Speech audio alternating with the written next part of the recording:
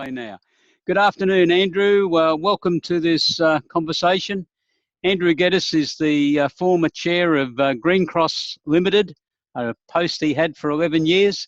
And today we're going to talk about scaling up for businesses. So how are you, Andrew? Hello, Peter. Well, thank you. What do you think the scaling up process is, and how does it help small business owner, managers, directors to achieve their aims? Well, it's a 7-step process, Peter. It was originally focused on high-growth businesses, but having been working with it for a while now, I believe it will help any small business.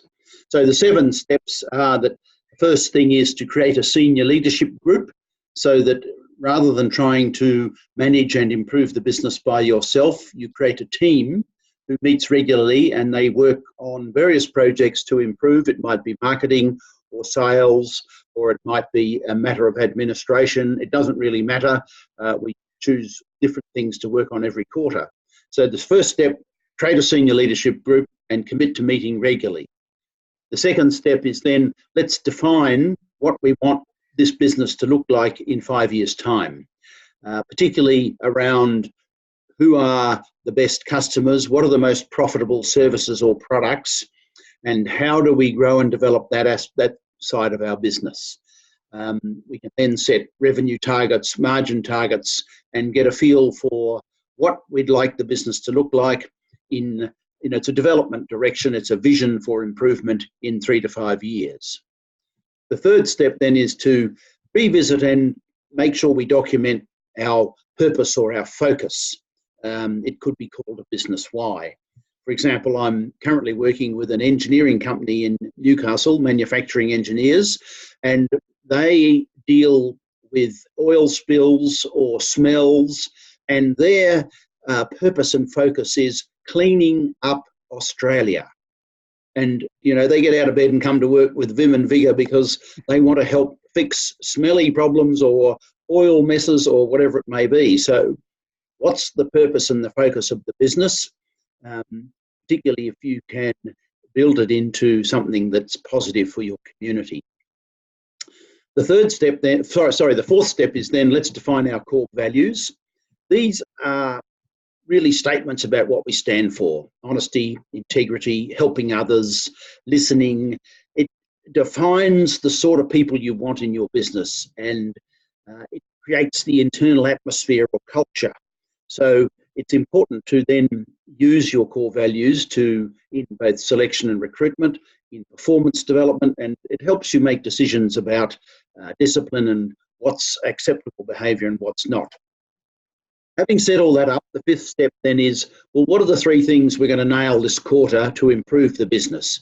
And it can be a small project or a large one. But let's get some project groups set up. Let's involve our people. So this could involve people who aren't in the senior leadership team. You might have people at the sales front directly working with customers. You might involve some of them in a project group to look at how do we respond more effectively to job tenders and put a better tender document together. So let's set some project groups up, having identified the 3 things that we've got to improve, particularly if they can make us better than our competitors. Then every quarter, the senior leadership team meets and resets those 3 strategic initiatives.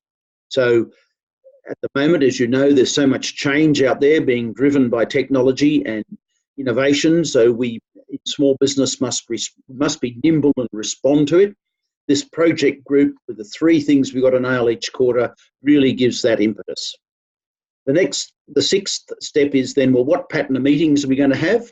We might have a daily 5-minute stand-up session with our direct salespeople. We might have a weekly job review meeting, production sales meeting. We might have a monthly senior leadership team meeting, a quarterly board meeting. When are the project groups going to meet? Let's put these pattern of meetings into our diary, and it drives communication and engagement, and it lifts the whole motivation in place. Then the 7th step is who's responsible for the various functions? Who's responsible for HR, recruiting, selection, induction? Who's responsible for contracts of employment and payroll? Who's responsible for IT, for marketing, for sales, for production, for operations, for premises. That way, we know who to go to get something fixed or to voice an idea or a concern. So all of this can then be summarized into a 2-page document, and everyone knows what we're trying to achieve, who's responsible for what. And this scaling up process helps you drive innovation and create profitable growth. So from my experience, it benefits all sized businesses. Thank you, Andrew. That was very interesting, and I'm sure a lot of our viewers in businesses will be very interested to learn that scaling up is just not for bigger companies. It applies to all levels. I think it's a must for small business. Yes. Oh, yes, most definitely. Andrew, will company directors and senior managers benefit from gaining an appreciation of crowdsourced funding equity raising, how you go about doing that, to assist them in scaling up their businesses? Yes, Peter. If we need cash to invest, we've either got to have some retained earnings, or we've got to go to the bank, or we've got to find private equity or angel investors. They demand their pound of flesh. And this is a fourth alternative where we could use crowdsourced equity funding. And the interesting thing is you've got to put an investment proposal together and register it. Hence, all of the things we've been talking about in scaling up, really, once you've documented all of that, you are able to use that as a business plan in crowdsourced equity raising. So to me, it's good practice. It costs, say, 100 to 200,000 compared to an IPO that would cost $1 million. So to me, it's a good discipline. It's another cash raising, capital raising option that small businesses can use. And as you know, in the last 6 months, we've had about 36 successful capital raisings using this technique in Australia. Yes, it's finally getting underway. I interviewed the other day a senior manager of Birchall who was involved in the English scene when it started there in 2013. And he told me it took 2 years, until 2015, for the market to really take off. And now in England, crowdsourced funding, he told me, represents 25% of the capital being raised by businesses. So it's become a big share of the market. And I reckon most of them would be smaller businesses too, Peter. Yeah, that's right. So I think it's a real new opportunity for small and medium-sized businesses to get started. Yes. Andrew, you've got some scaling up masterclasses on soon. Do you want to just share them with us? Yes, we're running in Brisbane on August 21, 22. There they are, Adelaide, September 4 and 5, Sydney, October 9 and 10. It's a 2-day workshop. The first person, the fee is $1,995, the second is $1,795, and the third person can come for free. So you can bring your accountant or your advisor. So that's a team of you. It's about $1,200 each. You get 2 days of intense workshops.